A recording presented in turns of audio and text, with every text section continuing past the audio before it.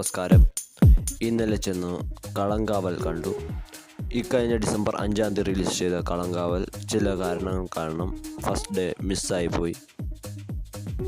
കളങ്കാവൽ എന്ന ചിത്രം സംവിധാനം ജിതിൻ കെ ജോസ്, പ്രൊഡക്ഷൻ മമ്മൂട്ടി കമ്പനി, അഭിനയിച്ചിരിക്കുന്നത് വിനായകൻ നായകൻ, മമ്മൂട്ടി വില്ലൻ. പടത്തെക്കുറിച്ച് ഒറ്റ വാക്കിൽ പറഞ്ഞാൽ അതിഗംഭീരം എന്നേ പറയാൻ കഴിയുള്ളൂ.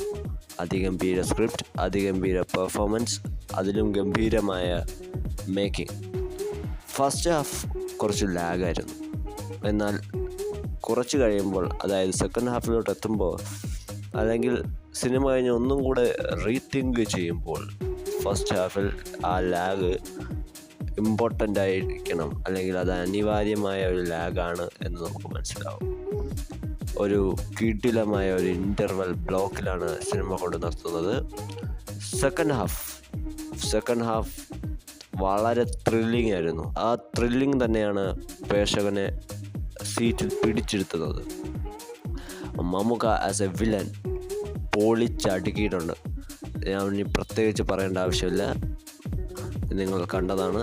പക്ഷെ ഞാൻ കണ്ട അനുഭവത്തിൽ നിന്ന് പറയുകയാണ്, അല്ലെങ്കിൽ ഞാൻ എൻ്റെ ആ ഒരു ഉത്സാഹം, അല്ലെങ്കിൽ കണ്ട എൻ്റെ ആ ഒരു സന്തോഷത്തിൽ പറയുകയാണ്, മമ്മൂക്ക ആസ് എ വില്ലൻ പൊളിച്ചടുക്കിയിട്ടുണ്ട്. ഇതുവരെ കണ്ട വില്ലൻ ഭാവങ്ങൾ പോലൊന്നുമല്ല. ആൻഡ് അതോടൊപ്പം എടുത്തു പറയേണ്ട ആളാണ് വിനായകൻ ആസ് എ ആക്ടർ. ആദ്യം എനിക്ക് ചെറിയ ഡൗട്ട് ഉണ്ടായിരുന്നു, അതായത് ഈ സിനിമ പ്രഖ്യാപിച്ച സമയത്ത് ഈ നായകനായി വിനായകൻ സ്യൂട്ടാവുമോ എന്ന്. ബട്ട് അങ്ങനെയല്ല, വിനായകൻ കട്ടയ്ക്ക് സ്ക്രീനിൽ മമ്മൂക്കയുടെ കൂടെ പിടിച്ച് നിന്നിട്ടുണ്ട്. വിനായകൻ ആ ക്യാരക്ടർ കൈകാര്യം ചെയ്ത രീതി is amazing. So Kalamkaval was A thrilling experience.